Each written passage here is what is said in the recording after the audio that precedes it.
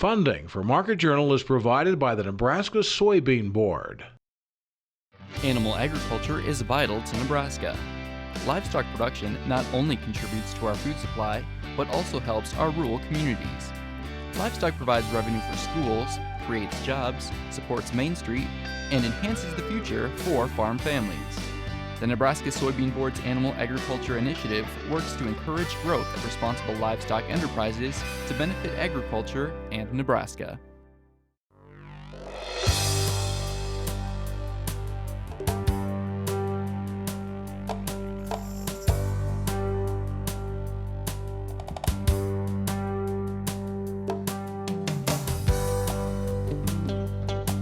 Market Journal, television for making agricultural business decisions, is a presentation of the University of Nebraska-Lincoln Extension, where you can know how, know now. Promotional support is provided by the Nebraska Farmer magazine, and major funding for Market Journal is provided by the Nebraska Soybean Board. The Soybean Checkoff, growing opportunity from the ground up. Welcome to this week's edition of Market Journal. I'm Jeff Wilkerson. On this episode, you'll see interviews from our trip to North Platte on Monday and Tuesday.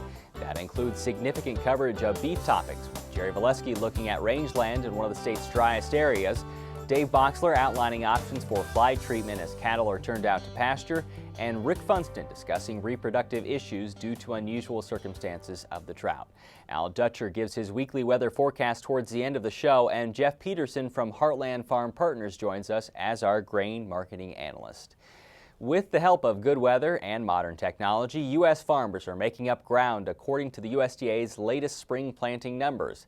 With 28% of the corn crop in the ground, this year is no longer the slowest on record. That mark remains at 26% set in 1984. As a state, Nebraska made the third biggest increase by jumping from 14% to 43% complete. Ohio saw the largest percentage growth in the latest progress report, followed by South Dakota. Jeff Peterson from Heartland Farm Partners is our marketing analyst this week. We talked with Jeff Thursday afternoon. We're seeing a slow pace of planting across the country. Nebraska is actually making up more ground than most places are, especially Illinois and Iowa, the two big boys there. But the USDA report from last week, let's start there and let's start in corn. If you look at the numbers, 158 per acre is what they're looking at, or 158 bushels per acre is what they're looking at. Total production just over 14 billion bushels. Are those numbers a surprise to you, or do you think they could be right? Well, I think they still could be right on the 158. Thing we have to look at is that report was as of May 1st. Now, I think if you were to come back in and readjust that yield now with our slow planting pace, then you probably would have to lower that yield. So if you were looking at it today, we'd still have to have a go with a lower yield yet. Nobody's talking too much about beans right now just because corn has been so far delayed. But if you look at the bean numbers, they're still in the single digits as well. I know. And I think beans is something, I know everybody talks about soybeans being a crop of August, and we do definitely need moisture in August for soybeans. But we also have to have enough nodes where there's enough blooms, and that means we need to get the plant going and get it planted. So I think we'll need to see that yield come down yet. 44.5 is the same as the outlook meeting, so I think we've got to bring that number down yet. Too early to say how much. That buzz that we heard about a month ago, really, about delayed planting, maybe switching some acres from corn to beans, has that gotten any traction now? It's getting some traction. It's getting talked about. Actually, there's a few meetings going on in the Eastern Corn Belt talking about preventive planting and the ins and outs of that. But I think what we're going to find is if guys have the window to plant corn, I think most areas will still try to get in their intentions that they intended on corn. Let's get into some of the specifics. Let's start in corn and look at the ethanol margins, which really have been pretty decent for a little while now. Is that something that continues? I think it does. We were talking about that today. Our research would show that actually we had to go back to the end of December of 2011 to find margins this good. What's surprising us, though, is that in a lot of these areas, it's getting tough to find corn and source corn. So I think that's going to have an impact down the road. I don't think the margins will be able to hold at these kind of levels. Do you think they're having a hard time finding it because it's not there or because people are holding on to it? I think it's both. I mean, the crop is definitely tight. One thing you don't hear a lot of discussion of, but it's very important, our stocks are not equally distributed everywhere this year. Illinois doesn't have a lot. in comparison to last year, whereas Minnesota does have more than they had a year ago, and then you come back into Nebraska and we have less than a year ago. So it depends on where you're at, how easy it is to go ahead and get stock sourced. This has sort of been the ongoing saga, but corn exports haven't been great. Is that something that's because of price or because of demand? Yeah, I think there's two parts of that. The demand definitely has backed off because we had to higher prices. But I also think it's because of the supply that's out there too that's drove up our price. If you look right now, USDA is shooting for us to come in somewhere around about 51% below a year ago. We're currently at 54%. There's still a chance they may need to lower that export number a little bit yet in future reports. Let's go into beans here. We're not too far away in most parts from getting to 15 on a cash level with a positive basis. Do you think that it can go anywhere majorly over 15? Yeah, I think we can go above that level yet. We have some very good basis levels, dollar over at the processors. Today we closed on Thursday, we closed at about 14 1/4 on the futures. I still think there is some room there because what it looks like, there's still enough demand yet that we have to ration in order to be able to come in at USDA's ending stock number. Did you ever see the influx from South America that hit the market and maybe dragged it down like you thought it might, or is it something that takes time to hit? I think that takes time to hit. The big thing there has been that a lot of the ports in Brazil have been backed up, and so they haven't had a free flow of beans coming out of there like a lot of people thought. I do think it'll be an impact. We are going to have to import beans from South America to get through. Just hasn't necessarily happened yet. Let's move into some decision-making opportunities here. Corn, is there a chance to get it back above $7 on a nearby contract, and should you pull the trigger if that happens? Yeah, I think the thing we have to really look at is that I think that's going to be very, very hard to go ahead and get the futures back above 7. As a matter of fact, I think a lot of the work is going to have to be done in the basis and then also in those spreads between old and new crop. You know, could you put another 20 or 30 cents on corn? I think you could, but beyond that, the work will have to be done with basis and with the carry. Are you of a feeling that you need to be making some sales for a new crop?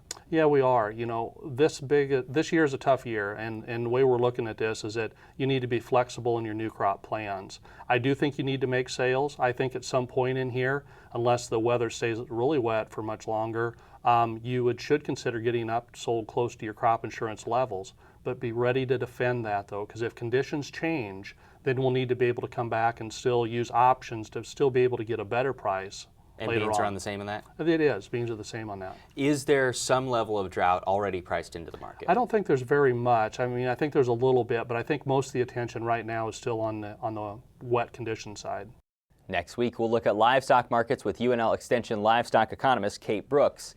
With 69% of Nebraska pastures and ranges rated as poor or very poor, it's growing more apparent most cattle producers could face another long summer. While recent rains have greened up pastures in the eastern part of the state, that color doesn't exist in large quantities near North Platte. As we've noted in past shows, North Platte arguably seems to be the epicenter for drought in Nebraska. Just south of the West Central Research and Extension Center, we spoke with Jerry Volesky Monday about what producers can be planning for. Well, here in West Central Nebraska, we're off to a slow start here this spring. Both combination of factors coming into play. First being our April temperatures were so much below normal. And then likewise, we are still behind precipitation-wise. The months of March, April, and here into mid-May, we're about 1.5 inches to some places might even be 2 inches below their normal rainfall for that early or that spring period. So that's got a lot of people concerned. Our grass growth is way behind. Cold season grasses, what are you looking for production there? Well, with those cool season grasses, with that slow start, that primarily because of the temperatures in April, we're seeing that what I anticipate them to happen is production is going to be down because here, as we're getting into mid-May, this is their primary time or when the time of the year when they grow most rapidly. And what's going to happen, I think, is that they'll be shorter. They'll continue to try to go into their stages of maturity and go here reproductive, say towards the end of the month, depending on the species. But they're going to be shorter, and that means less forage available. So what's the recommendation? I mean, obviously, you would hope that at some point you're going to get rain. There's a chance at least towards the end of this week as we currently talk here on Monday. But as you look to try and make a plan for May, June, July, what is that plan? Oh, that's right. I think one common practice that, or suggestion that a lot of ranchers do use is to delaying turnout to their primary summer pastures, and that's because of the severe drought we had last year, and then plus the uncertainty and somewhat below normal precipitations we've had through this spring. And with that delay in turnout, basically we're working for the pastures there, trying to give them some opportunity to recover, have a chance for maybe more soil moisture to accumulate, because that's one thing, that soil moisture, we're way behind yet, even with the bit of rain we've had. It's significantly dry as we get into those, say below 15 to 24 inches in terms of a soil like this. Next important thing will be to, I think, be flexible with their stocking rate. We know that their stocking rate should be down just because of the fact that last year's drought was so severe, and that had a fairly good negative impact on our grasses, their vigor and overall health, and we just do anticipate them to be less productive this year. So watch the utilization closely and be ready at a moment's notice, if you will, to destock if necessary. But you are expecting that there will be a reduced carrying capacity? That's right, yeah, definitely reduced carrying capacity, yes. With a situation like this where the grass is finding it harder to survive and therefore thrive, do producers need to be on the lookout for more weeds and more noxious weeds? That's right. It's pretty common that after a drought or with ongoing drought, the weedy species can be really abundant. A lot of these are just annual weeds that they take the opportunity to, I guess, flourish, if you will, with some rains. The other grasses are a little bit weaker, but on the same time, like you mentioned, the noxious weeds, to be on the lookout for those, particularly as we go into more western Nebraska. There tends to be more of those poisonous plant species out there in terms of the livestock. And if the other desirable available forage is much more limited, and those poisonous plants can become an issue, and the cattle will go out and consume some of those. For areas where pastures may not be as vibrant, UNL Extension forage specialist Bruce Anderson says farmers and ranchers can use preventative measures to control weeds. Anderson says you can treat the grass with a fertilizer to make it more competitive. You can use a herbicide on weeds, or you can utilize specific grazing techniques. No matter what type of grazing we use out there, though, we want to make sure that the grazing does not hurt our desired grasses. Now, one technique that sometimes is real effective is to use a grazing technique that really puts a high concentration of animals, maybe 10, 20-fold more than we normally put on a pasture, but for a very, very short time. This high concentration will then encourage the animals to eat virtually everything out there, including the weeds. If we do that, which oftentimes means we got to use some temporary fence to crowd them into those small areas for a short period of time, we want to make sure that they're only there for a short time and that we move them off the area while there's still some leaf area remaining on the desired grasses so that they'll regrow rapidly and be able to compete with the weeds. Anderson says in dead or lighter spots in pastures, 2,4-D can be used on broadleaf weeds to open up better opportunities for grass production. Now there are 12. In the May Nebraska Farmer, you can read about the addition of Sericea lespedeza as Nebraska's 12th noxious weed. The brushy perennial is becoming a problem in range and pasture areas as well as roadsides, with infestations in 16 southeast Nebraska counties. Mitch Coffin of the Nebraska Department of Agriculture says cattle avoid the weed when it matures and becomes stemmy. You can read more about how this weed has become a threat in May's Nebraska Farmer. When we discussed fly control with Dave Boxler a year ago, warm weather had raced the progress of crops and plants across Nebraska. But when we talked again Tuesday in North Platte, the conditions were much different for farmers and ranchers looking to put cattle out on pastures or ranges. Our weather is certainly different from last year at this time, and when we spoke last year in May, we had been warm for about a month or so, and we had pretty sizable numbers of flies out there on our cattle already. Horn fly numbers through the summer of 2012 remained about average. Stable fly numbers were a little bit less because of the lack of moisture. This year, we haven't seen many flies out yet because of the fluctuations in the weather. We've had 2 weeks ago we had snow here. Today 97-degree temperatures. So we should start to see flies emerging, and they should be out on the pastured cattle here very soon. What are things that farmers and ranchers need to be on the lookout for? Are there any signs to be looking for? Well, you're going to probably start seeing the animals kind of bothered. They'll be throwing their head. That's a clear indication that horn flies are present. In the morning, go out and check your animals. You'll see horn flies on the backs of animals and the sides. And you want to start thinking about applying a treatment. There's a number of different treatment methodologies for horn flies, anywhere from dust bags, oilers, pour-ons, feed-throughs, as well as insecticide ear tags. Is there any threshold to meet? Yes, the economic injury level for horn flies is set at 200 flies per animal. And that's not that many when you really start looking at it. So, Any easy way to count that, Dave? well, we actually have utilized digital photography now, where we actually take a photo of an animal, the side of an animal, and then use a computer program to enumerate the population. But for a producer, they should go out and take a look at their animals probably mid-morning, around 10 o'clock. As the temperature increases, like today, what happens with the horn fly, they will go down to the belly area, and if you would go out there in mid-afternoon, you may not see any horn flies on the back because they're down below, and you kind of get a false indication of what the populations are like. For the stable fly and the face fly, what are the treatment recommendations or thresholds to make there? Well, for the stable fly, when you see about 5 flies per leg, that certainly is the economic injury level. And so you need to be vigilant and apply a treatment when you start seeing the animals bunch, which they will do. They will actually move into a corner of a pasture, and it'll disrupt, the stable fly will disrupt the grazing habits of the animals, and they'll be under a lot of stress. And the face fly? Face fly, you'll see the female fly feeding around the eyes of the animal, around the nose where there's secretions. And that's very annoying, and on top of the annoyance is the fact that the face fly can vector the bacteria that causes pink eye. And that's a big issue, especially with producers in eastern Nebraska. So treatment certainly is warranted.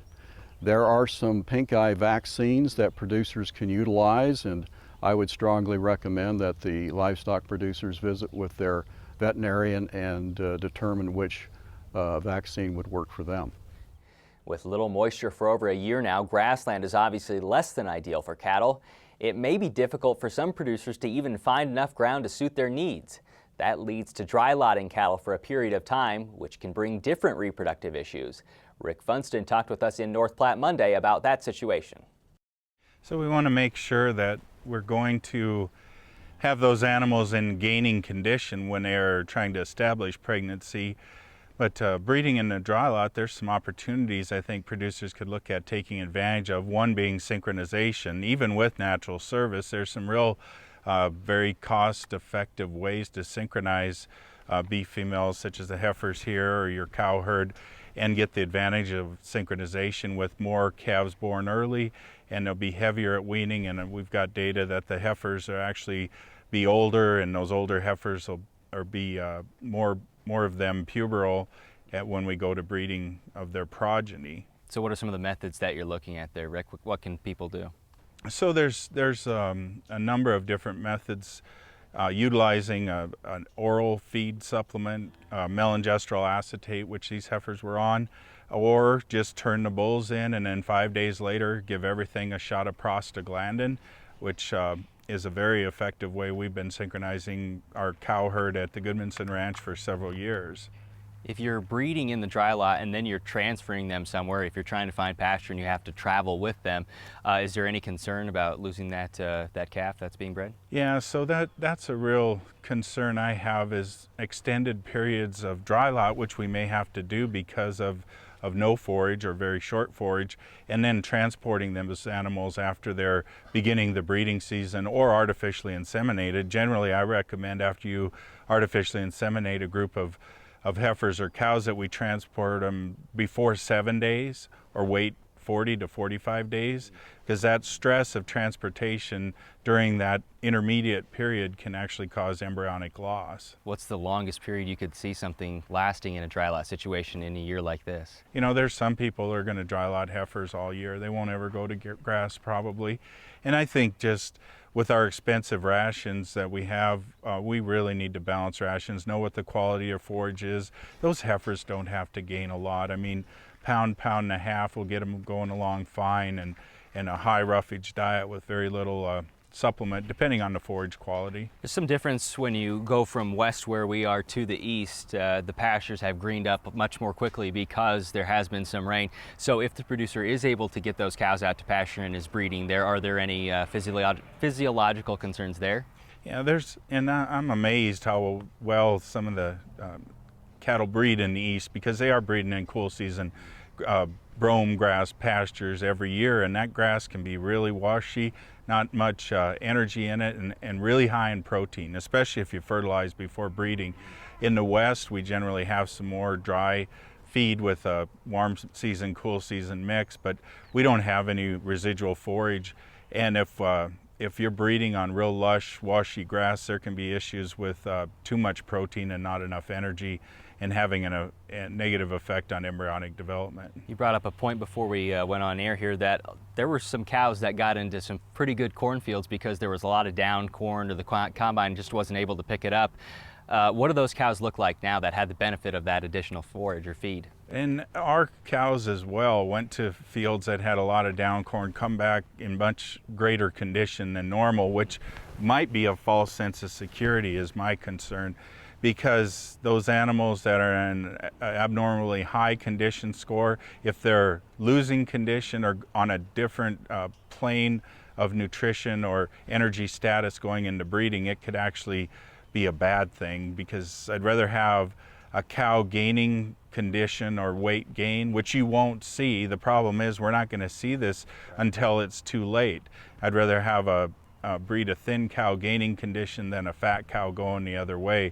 And so I think we really need to be cognizant of what the plane of nutrition is while we're trying to establish pregnancy, and what they went from the feedlot diet to going to grass, for example. We might have to do some additional supplementation during the breeding season. Rick says going from a higher body condition to a lower body condition takes a period of time to actually see, but the effects are immediate. Hormonal issues may lead an animal to quit cycling, and they also may lead to less conducive environments for embryos. Now back from his voyage home to Michigan, here's UNL Extension state climatologist Al Dutcher with this week's weather forecast. Well, folks, here we are again for the weekly forecast. Before we get to the main forecast, let's take a retrospective look at this past couple weeks. And since I've been on vacation, I think this is appropriate. We essentially have seen a roller coaster in terms of temperatures. Started out cool during the first part of this past 2 weeks, and then we started to gradually warm up and dry out. And of course, that's been helping and assist us in terms of planting progress. We were really slow here all the way through the first week of May, and then we've seen a rapid increase. And in fact, as of Sunday, this past Sunday, 48% of the corn was estimated to be planted. My assumption is, based on the very warm temperatures we had early in the week and everybody out in the fields, that we'll probably see our corn planting move up into the 80+ range, and wouldn't be surprised if we even approach the 90+ range. As you go to the east of us, of course, they've had a little bit more problems in terms of the excessive moisture, and so we are a little bit ahead of our counterparts to the east. But with this precipitation event coming in this weekend, it looks like it'll probably bring a halt to planting intentions, at least for the northern half of the state, for several days, if not into the middle of next week, before we start to see a drying trend develop. So let's take a look at the upper models and see what we can expect as we go through this next 7-day period. And the first thing I'll draw your attention to is we do have a trough working into the western United States. It's going to start ejecting energy out into our region, and it's very possible that this afternoon we will start to see thunderstorm development in western Nebraska and moving into central Nebraska, and this could be the first widespread thunderstorm and severe weather outbreak for Nebraska this year. And that system will start to move that energy up toward the north. and as it congeals in in central Nebraska, it's very possible during the overnight hours it may roll across eastern Nebraska and give us more widespread precipitation, but not as much of the severe weather we'd be expecting across western Nebraska. But certainly as we go into tomorrow, we would actually see this trough starting to dig even farther into the central and northern plains regions, and that will put eastern Nebraska under the gun Sunday afternoon, and would not be surprised from Grand Island eastward we'll start to see severe weather develop, and then that will progress eastward during the overnight hours and start to impact the central and eastern corn belt as we get into Sunday.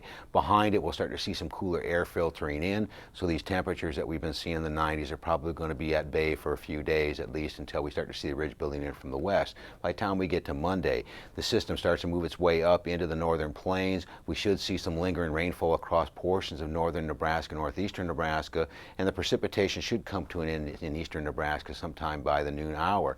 As we get into Tuesday, that system will start to progress toward the western Great Lakes. We'll start to see a slight northwest flow at the surface, and that'll bring in slightly cooler and drier air into our region, so we were looking at fairly benign conditions on Tuesday, and that will continue on into the day Wednesday as we have the ridge in place. It's only going to be short-lived as we have another trough starting to build into the western United States, and by the time we get to Thursday, it'll start to dig into the western United States, and we'll start to see moisture returning into our region along with the temperatures. We should start to see our temperatures moving back to above normal by the time we get into Thursday, and we actually might see some 90-degree weather once again developing across southwestern Nebraska, with a chance for some isolated thunderstorm activity during the prime eating hours of the day. And by Friday, here's that ridge starting to build even farther north, so much warmer air and juicy air coming from the Gulf of Mexico, and here's this trough moving out from the western United States. So it's very possible we get into late next weekend, we will once again be dealing with a severe weather outbreak across the central plains. Now, if we look at the temperature forecast going forward, we'll notice that the warmest temperature will be this weekend, and we'll be dealing with off and on thunderstorm activity, particularly heaviest across western Nebraska on Saturday,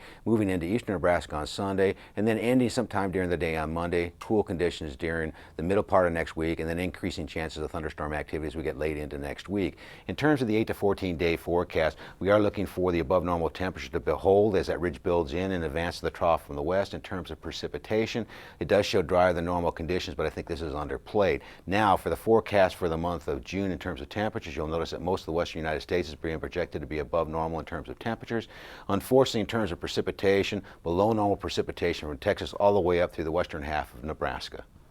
Thanks, Al. Our interviews with Jeff Peterson, Jerry Volesky, Dave Boxler, and Rick Funston are available individually as part of the May 17th episode on the Market Journal website. Next week, Kate Brooks will be our livestock marketing analyst, and Brad Lubin will join us to dissect farm bill discussions. Until then, thanks for watching. I'm Jeff Wilkerson. We'll see you next week. Join Market Journal online at marketjournal.unl.edu. You can also follow us on Facebook and Twitter. Promotional support is provided by the Nebraska Farmer Magazine. Funding for Market Journal is provided by the Nebraska Soybean Board. The Soybean Checkoff, growing opportunity from the ground up. Market Journal is produced by the University of Nebraska-Lincoln Extension, where you can know how, know now. Funding for Market Journal is provided by the Nebraska Soybean Board.